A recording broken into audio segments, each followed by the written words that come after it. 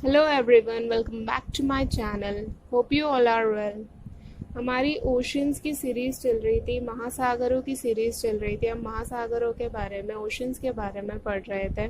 Pacific ocean हमारा complete हो चुका है, अटलांटिक ओशन कंप्लीट हो चुका है। आज के इस वीडियो में हम पढ़ेंगे इंडियन ओशन के बारे में। सभी पॉइंट्स, वो सारे पॉइंट्स डिस्कस करेंगे जो एग्जाम पॉइंट ऑफ व्यू से बहुत इंपॉर्टेंट है और जो इंडियन ओशन से पूछे जाते हैं। तो चलिए बिना टाइम वेस्ट किए आते हैं हमारे टॉपिक पे। Let's begin. तो चलिए स्टार्ट करते हैं। पहला पॉइंट है, इंडियन ओशियन जो है वो थर्ड लार्जेस्ट ओशियन है दुनिया का। हिंद महासागर पूरी दुनिया का तीसरा सबसे बड़ा महासागर है, या तीसरा सबसे बड़ा ओशियन है इंडियन ओशन। सबसे पहला कौन सा था? सबसे पहला था पैसिफिक ओशन। दूसरे नंबर पे कौन सा था? दूसरे नंबर पे था अटलांटिक ओशन। और तीसरे नंबर पे कौन सा है? तीसरे नंबर पे है इंडियन ओशन। इंडियन ओशन तीसरे नंबर पे दुनिया का सबसे बड़ा ओशियन है, या दुनिया का सबसे बड़ा महासागर है, हिंद महासागर। इसका शेप कैसा है? ये एक बड़े एम या वी के आकार का है। इसकी जो आकृति है, जैसा कि आप इमेज में देख पा रहे होंगे, एक बड़े एम या वी के आकार की है। ठीक है, इंडियन ओशन का शेप एम और वी के आकार का है। ओके, अब बात करते हैं इंडियन ओशन कितना एरिया कवर करता है, या इंडियन ओशन का क्षेत्रफल कितना है। ठीक है, तो इंडियन ओशन कवर करता है 7,05,60,000 स्क्वायर किलोमीटर का एरिया। 7,05,60,000 वर्ग किलोमीटर का क्षेत्रफल इंडियन ओशन या हिंद महासागर कवर करता है। और अगर हम पूरे पानी की बात करें, पूरा जितना भी पानी है दुनिया में, पृथ्वी पर जितना भी पानी है महासागरों का, अगर टोटल उसकी बात करें तो 19.8% जितना भी वाटर है उसका सरफेस एरिया ये कवर करता है। ठीक है, 19.8% ये पानी का एरिया, जितना भी पानी पृथ्वी पर है उसमें से 19.8% एरिया कौन घेरे हुए है? इंडियन ओशन या हिंद महासागर घेरे हुए हैं। ओके, अब बात करते हैं इंडियन ओशन की गहराई की, या इंडियन ओशन की डेप्थ की। इंडियन ओशन की एवरेज डेप्थ कितनी है, या औसत गहराई कितनी है? तो हिंद महासागर की या इंडियन ओशन की एवरेज डेप्थ है 3,741 मीटर। कितनी है? 3,741 मीटर इसकी औसत गहराई या एवरेज डेप्थ है। और मैक्सिमम डेप्थ कितनी है, यानी ये अधिकतर गहरा कितना है, अधिकतम गहरा कितना है हिंद महासागर? तो अधिकतम गहराई अगर हम हिंद महासागर की देखें तो कहीं कहीं तो आपको 7,258 मीटर मिलेगी, कहीं 7,450 मीटर मिलेगी, 7,258 मीटर, तो कहीं मिलेगी आपको 7,450 मीटर। अब ये अलग अलग बुक्स के हिसाब से तो करीबन आप मान सकते हैं 7,500 मीटर के करीब इसकी गहराई है।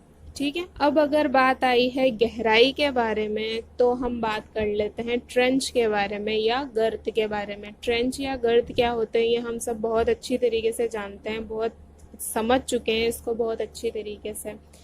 तो अगर इंडियन ओशन के सबसे गहरे ट्रेंच या सबसे गहरे गर्त की मैं बात करूं, डीपेस्ट पॉइंट की मैं बात करूं, तो वो है सुंडा ट्रेंच। कौन सा है?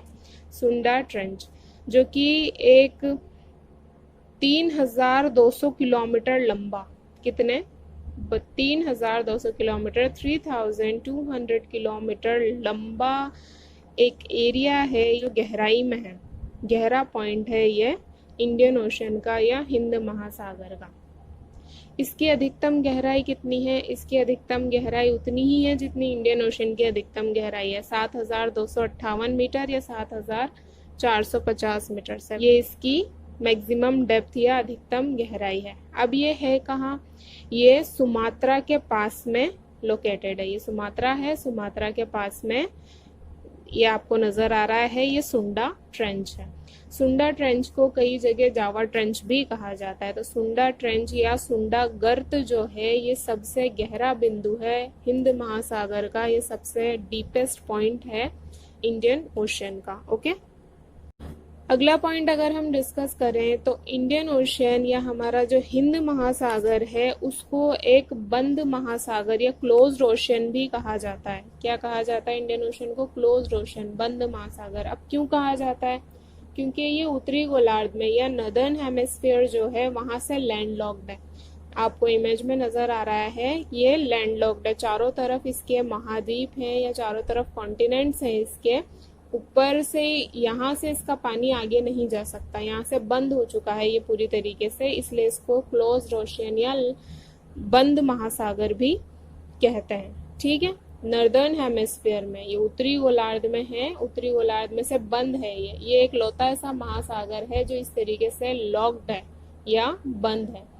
ठीक है, पॉइंट अगर हम डिस्कस करें इंडियन ओशन के बारे में या हिंद महासागर के बारे में तो वो है कि इंडियन ओशन सबसे वार्मेस्ट ओशन है, सबसे गर्म महासागर है इंडियन ओशन। इसका पानी जो है वो सबसे गर्म है बाकी सारे ओशन की से अगर हम तुलना करें या बाकी सारे ओशन से, बाकी सारे महासागरों से हम कंपेयर करें तो इसका जो पानी है वो सबसे ज्यादा गर्म पानी है, इसलिए इसको वार्मेस्ट या सबसे गर्म महासागर कहा जाता है। अब ऐसा क्यों है, इसका पानी इतना गर्म क्यों है? तो जैसा कि हम जानते हैं कि हमारी इक्वेटर या भूमध्य रेखा जो है वो बिल्कुल इसके बीच से गुजरती है और इसके आसपास ही पूरा इंडियन ओशन है। और भूमध्य रेखा ये इक्वेटर पर 12 ही महीने सूरज की सीधी किरणें पड़ती हैं या सूरज की सनलाइट जो है वो सीधी इक्वेटर पर या भूमध्य रेखा पर पड़ती है, इसलिए वहां पर क्या होती है, बहुत गर्मी रहती है और सूरज की सीधी किरणें पड़ने से, सनलाइट, डायरेक्ट सनलाइट पड़ने से पानी कैसा रहता है? गर्म पानी रहता है, इसलिए इसको क्या कहते हैं हम? वार्मेस्ट ओशन या सबसे गर्म महासागर कहते हैं। ओके, अब अगर हम इंडियन ओशन या हिंद महासागर में द्वीप की बात करें या आइलैंड की बात करें तो इसका सबसे बड़ा द्वीप या सबसे बड़ा आइलैंड जो है वो है मेडागास्कर। मेडागास्कर इसका सबसे बड़ा द्वीप या आइलैंड है, जैसा कि आपको इमेज में नजर आ रहा होगा। मेडागास्कर जो है वो 400 किलोमीटर दूर है अफ्रीका से। अफ्रीका ये जो है ये अफ्रीका है और इसका जो कोस्ट है इससे 400 किलोमीटर दूर मेडागास्कर है। ठीक है, ईस्ट अफ्रीका से। और मेडागास्कर पूरी दुनिया का सेकंड लार्जेस्ट द्वीप है या सेकंड लार्जेस्ट आइसलैंड है। दूसरा सबसे बड़ा द्वीप या दूसरा सबसे बड़ा आइलैंड मेडागास्कर है जो कि इंडियन ओशन में मौजूद है और इंडियन ओशन का, हिंद महासागर का ये सबसे बड़ा द्वीप या सबसे बड़ा आइलैंड है। ठीक है, चलिए अब बात करते हैं इंडियन ओशन या हिंद महासागर में रिजेस के बारे में, रिज के बारे में या कटक के बारे में। ये क्या होते हैं ये हम बहुत अच्छी तरीके से समझ चुके हैं, किस तरीके से बनते हैं ये भी हम समझ चुके हैं। इंडियन ओशन, हिंद महासागर जो है उसकी सबसे बड़ी कटक या सबसे बड़ी रिज की अगर मैं बात करूं तो वो है मिड इंडियन ओशन रिज, मध्य हिंद महासागर कटक। बिल्कुल बीच में से ये इंडियन ओशन की इस तरीके से आती है और ये आगे जाके दो पार्ट में डिवाइड हो जाती है। एक है south east Indian Ocean ridge और एक है south west Indian Ocean ridge. ठीक है, एक है दक्षिण पश्चिम हिंद महासागर कटक और एक है दक्षिण पूर्व हिंद महासागर कटक। इस तरीके से ये दो पार्ट में आगे जाके डिवाइड हो जाती है। और ये जो दक्षिण पश्चिम वाली जो कटक है ये आगे जाके मिल जाती है हमारे मध्य अटलांटिक वाली कटक में, जिसको हमने अटलांटिक ओशन में पढ़ा था। ये सबसे बड़ी रिज है या कटक है जो इंडियन ओशन में पाई जाती है। दो प्लेट को ये अलग करती है, अफ्रीकन प्लेट को इंडो ऑस्ट्रेलियन प्लेट से अलग करती है। ये वाली जो प्लेट है जो आपको नजर आ रही है, अफ्रीका वाला जो एरिया है इसको हम कहते हैं African plate, African tectonic plate है ये। और ये वाली जो प्लेट है ये है इंडो ऑस्ट्रेलियन प्लेट, क्योंकि यहाँ इंडिया और ऑस्ट्रेलिया का एरिया आ रहा है या हिस्सा आ रहा है, इसलिए इसको हमने नाम दिया इंडो ऑस्ट्रेलियन प्लेट। ये दोनों प्लेट एक दूसरे से दूर जा रही हैं, एक दूसरे से दूर खिसक रही हैं, इसीलिए ये रिज या ये दरार इनके बीच में आई है जिसमें से जमीन के अंदर से लावा निकला है, पृथ्वी है और इस रिज का निर्माण हुआ है, ये रिज, ये कटक बनी है। ठीक है, इन दोनों प्लेट के एक से दूर जाने से, दूर खिसने से, तो ये इन दोनों को क्या करती है, सेपरेट करती है, इन दोनों को अलग करती है, अफ्रीकन प्लेट को इंडो ऑस्ट्रेलियन प्लेट से। और आगे जाके ये दो पार्ट में डिवाइड हो जाती है, south east Indian Ocean ridge और south west Indian Ocean ridge.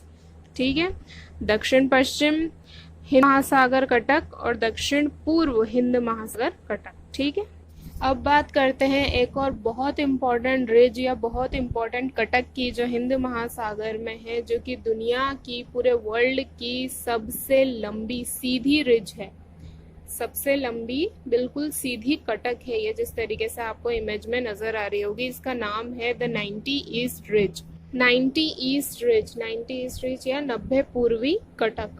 अब इसको ऐसा नाम क्यों दिया गया है, इसको 90 ईस्ट रिज या 90 पूर्वी कटक नाम इसलिए दिया गया है क्योंकि ये 90 डिग्री देशांतर, जो हमने अक्षांश और देशांतर पढ़े थे, लैटिट्यूड लॉन्गिट्यूड आपको याद होगा अच्छी तरीके से कि क्या होते हैं, ये 90 डिग्री देशांतर या 90 डिग्री लैटिट्यूड के बिल्कुल पैरेलल है या बिल्कुल साथ साथ चलती है ये उसके, इसीलिए इसको नाम क्या दे दिया हमने, इसको नाम दे दिया 90 ईस्ट रिज या 90 पूर्वी कटक, क्योंकि ये इस देशांतर के 90 डिग्री देशांतर के बिल्कुल साथ साथ चलती है।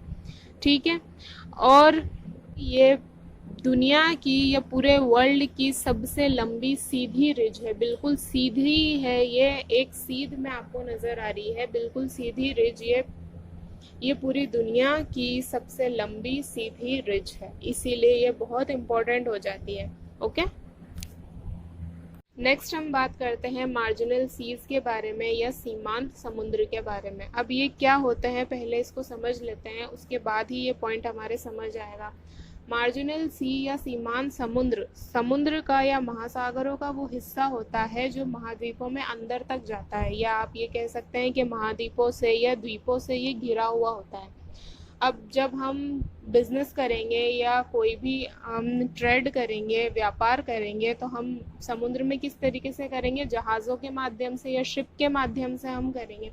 तो शिप्स जो है वो आसानी से अंदर तक इसमें जा सकते हैं, इसीलिए ये बिजनेस करने के लिए या ट्रेड के लिए या व्यापार के लिए बहुत ही इम्पोर्टेंट हो जाते हैं मार्जिनल सीज या सीमांत समुद्र, क्योंकि ये बिल्कुल अंदर महाद्वीपों तक या द्वीपों तक सामान को पहुंचा देते हैं, सामान की आवाजाही इनसे बहुत आसान हो जाती है, इसीलिए मार्जिनल सी या सीमांत समुद्र इम्पोर्टेंट होते हैं।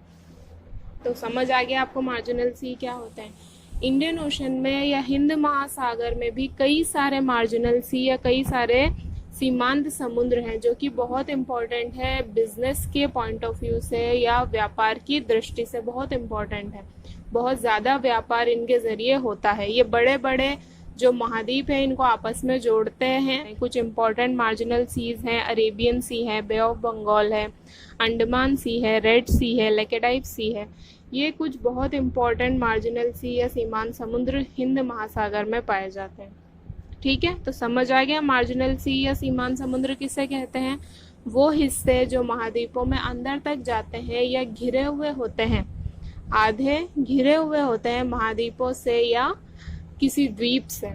ठीक है, किसी लैंड से ये घिरे हुए होते हैं, उनको हम मार्जिनल सी या सीमांत समुद्र कहते हैं। ओके, अब हम बात करते हैं इंडियन ओशन या हिंद महासागर में सबमरीन फैंस की। अब सबमरीन फैंस क्या होते हैं, तो पहले ये समझ लेते हैं कि ये क्या होते हैं। तो ये इस तरीके का कुछ शेप या आकृति होती है जो नदियों द्वारा लाए गए अवसाद या नदियों द्वारा लाए गए सेडिमेंट से बनती है। जैसे कि हम सब जानते हैं कि नदियाँ अपने साथ सिर्फ पानी को ही नहीं बहाती हैं, वो जो भी उसके रास्ते में आता है सब बहा देती हैं, चाहे वो मिट्टी हो, कचरा हो, कुछ भी हो, जो भी नदी के रास्ते में आता है सब वो बहा दी और बहाकर कहाँ ले जाती हैं, वो महासागरों में या ओशंस में ले जाती हैं। तो नदियाँ जब महासागरों में जाके गिरती हैं, जब वो महासागरों में जाके मिलती हैं, तो अपने साथ जितना भी वो अवसाद है, जितने भी सेडिमेंट से जितना भी कचरा है, सब लेके जा करके कहाँ पर इकट्ठा कर देती हैं, महासागरों में इकट्ठा कर देती हैं। और वो सारी मिट्टी इस तरीके से नीचे आके जम जाती है और इस तरीके की कुछ शेप या आकृति बना लेती है। पंखे की तरह आकृति होती है, ये फैन की तरह आकृति होती है, इसलिए इसको हमने नाम दे दिया सबमरीन फैंस। पूरी दुनिया के 2 सबसे बड़े सबमरीन फैंस वो कहाँ पाए जाते हैं, इंडियन ओशन या हिंद महासागर में पाए जाते हैं, जो इंडिया की सबसे बड़ी बड़ी नदियों द्वारा बनाए गए हैं। दो इम्पोर्टेंट फैंस हैं, दो इम्पोर्टेंट सबमरीन फैंस हैं जो यहाँ पर आज हम डिस्कस करेंगे। पहले हम बात करते हैं बंगाल के फैन के बारे में, या बंगाल फैन के बारे में कि ये क्या है, ये किस तरीके का सबमरीन फैंस है। तो ये दुनिया का सबसे बड़ा सबमरीन फैंस है, जो नदियों द्वारा पानी जो लाया जाता है उनसे ये बनाया गया है, उनके द्वारा लाए गए अवसादों से, सेंडिमेंट से ये बना है सबमरीन फैन। ये जिस तरीके से आपको इमेज में नजर आ रहा है, ये 3000 किलोमीटर लंबा है। कितना? 3000 किलोमीटर लंबा है ये, और करीबन 1430 किलोमीटर या 1430 किलोमीटर 430 किलोमीटर ये चौड़ा है, वाइड है। गंगा और ब्रह्मपुत्रा, जैसे कि हम जानते हैं, दो बड़ी नदियां हैं, इनके द्वारा या ये जो अवसाद लाती हैं, ये जो सेडिमेंट्स अपने साथ लाती हैं, जो मिट्टी कचरा जो भी ये बहाकर लाती हैं, उससे ये शेप या ये आकृति पंखे जैसी बनी है, जिसको हमने क्या बोल दिया? बंगाल फैन बोल दिया। ठीक है, बंगाल का फैन हमने इसको बोल दिया। ये दुनिया का सबसे बड़ा फैन है, जो गंगा और ब्रह्मपुत्रा के द्वारा लाए गए पानी से बनाया गया है। इसको गैंगेस फैन भी बोलते हैं। क्या बोलते हैं? गैंगेस फैन भी इसको बोलते हैं। ओके, दूसरे अगर मैं फैन की बात करूं तो वो है इंडस फैन। जैसा कि हम जानते हैं, जो हमारी सिंधु नदी है उसको इंडस भी कहा जाता है, एक नाम उसका इंडस भी है। तो आप समझ गए होंगे कि ये किस नदी से बना है। तो जो हमारी सिंधु नदी है, इंडस जो नदी है, उसके पानी से इस फैन का निर्माण हुआ है, या ये वाला फैन बना है। ठीक है, ये दुनिया का दूसरा सबसे बड़ा फैन है। 40% इंडियन ओशन का सेडिमेंट, या पूरे इंडियन ओशन का जो 40% अवसाद है, वो इन दोनों फैन या इन दोनों पंखों में है। सारा जो अवसाद है जो नदियां लाती हैं, वो सब किस में है? इंडस फैन और बंगाल के फैन में मौजूद है। पूरे ओशन का 40% सिर्फ इन दोनों में है, और ये दुनिया के सबसे बड़े फैन है। पहला कौन सा है? बंगाल फैन, दूसरा है इंडस फैन। बंगाल फैन कौन सी नदियों द्वारा बना है? गंगा और ब्रह्मपुत्रा। इंडस फैन किसके द्वारा बना है? सिंधु नदी के। ओके, अब हम बात करते हैं हिंद महासागर में स्ट्रेट्स के बारे में, या जल संधियों के बारे में। जल संधियां या स्ट्रेट्स क्या होती है, ये हम समझ चुके हैं पिछली वीडियो में। इस वीडियो में हम सिर्फ जो इम्पोर्टेंट जल संधियां, ये जो इम्पोर्टेंट स्ट्रेट है हिंद महासागर की, उनके बारे में डायरेक्ट डिस्कशन करेंगे। तो पहली जो इम्पोर्टेंट जल संधि है, या पहली जो इम्पोर्टेंट स्ट्रेट है इंडियन ओशन में, वो है मलक्का स्ट्रेट या मलक्का जल संधि। ये मलेशिया और इंडोनेशिया के बीच है। किसके? मलेशिया और इंडोनेशिया के बीच है, और ये पूरे वर्ल्ड की सबसे लंबी स्ट्रेट है। पूरी दुनिया की या पूरे विश्व की ये सबसे लंबी जल संधि है, या सबसे लंबी स्ट्रेट है। दूसरी जो इम्पोर्टेंट स्ट्रेट या दूसरी इम्पोर्टेंट जल संधि जो आती है, वो है पाक जल संधि। पाक जल संधि इंडिया और श्रीलंका के बीच है। भारत और श्रीलंका के बीच जो ये पानी वाला इलाका आपको नजर आ रहा है, इसको हम बोलते हैं पाक जल संधि। ठीक है, ये भी बहुत इंपॉर्टेंट है, एग्जाम पॉइंट ऑफ व्यू से याद रखिएगा। ओके, पाक जल संधि इंडिया और श्रीलंका के बीच है। दूसरी है, अगली जो इम्पोर्टेंट जल संधि या अगली जो इम्पोर्टेंट स्ट्रेट है, वो है सुंडा जल संधि। अभी हमने पढ़ा सुंडा ट्रेंच के बारे में, सुंडा गर्त के बारे में। वहीं पर है ये सुंडा जल संधि, और ये किस किस के बीच है? ये जावा और सुमात्रा के बीच है। ये जावा और सुमात्रा को क्या करती है? अलग करती है, सुंडा जल संधि या सुंडा ट्रेंच। ओके, अगली इम्पोर्टेंट जल संधि है मोजाम्बिक जल संधि। मोजाम्बिक जल संधि या मोजाम्बिक स्ट्रेट किसके बीच में है? तो मोजाम्बिक स्ट्रेट मेडागास्कर और मोजाम्बिक को अलग करती है, ये इन दोनों के बीच में है। मेडागास्कर जो द्वीप है सबसे बड़ा हिंद महासागर का, उसके और मोजाम्बिक के बीच में है मोजाम्बिक जल संधि। ओके, अगली जल संधि या अगली इम्पोर्टेंट स्ट्रेट जो है, वो है बॉस्फोरस जल संधि। बॉस्फोरस स्ट्रेट, बॉस्फोरस स्ट्रेट या बॉस्फोरस जल संधि को एशिया का प्रवेश द्वार कहा जाता है। जैसे कि आप इमेज में देख पा रहे होंगे, इसको एशिया का क्या कहा जाता है? प्रवेश द्वार कहा जाता है।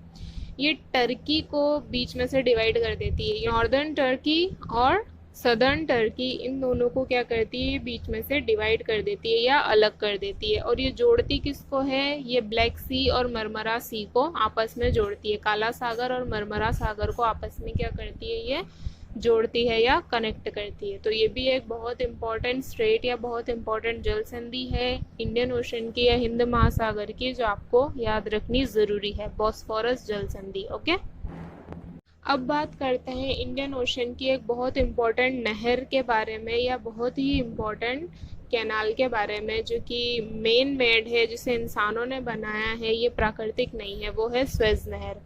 स्वेज नहर जो है वो मेडिटेरियन सी और रेड सी को जोड़ती है। ये भूमध्य सागर और लाल सागर को क्या करती है, आपस में जोड़ती है। ठीक है, इसको, ये प्राकृतिक नहीं है, ये नेचुरल नहीं है, इसको बाद में क्या किया गया है, बनाया गया है। और इसको किसने बनाया और कब बनाया, तो इसको बनाया गया 1859 से 1869 के बीच में। इसका क्या किया गया, निर्माण करवाया गया, इसको बनाया गया। किसकी देखरेख में, तो फेर्डिनेंड डी लैप्लेस की देखरेख में इसको क्या किया गया, बनाया गया। ठीक है, ये इसके इंजीनियर थे स्वेज नहर के या स्वेज कैनाल के। बहुत ही इम्पोर्टेंट है ये ट्रेड की दृष्टि से। अगर हम बिजनेस की दृष्टि से देखें, तो बिजनेस पॉइंट ऑफ व्यू से देखें या व्यवसाय के दृष्टि से देखें, तो ये बहुत इम्पोर्टेंट है। क्योंकि पहले क्या होता था, पहले अगर हमें अमेरिका के साथ अगर हमें बिजनेस करना है, तो ये अफ्रीका का पूरा पार्ट हमें घूम के जाना पड़ता था बिजनेस करने के लिए या ट्रेड करने के लिए। लेकिन जब से इस नहर का निर्माण हुआ है, तो ये एक तरीके से शॉर्टकट आप समझ लीजिए।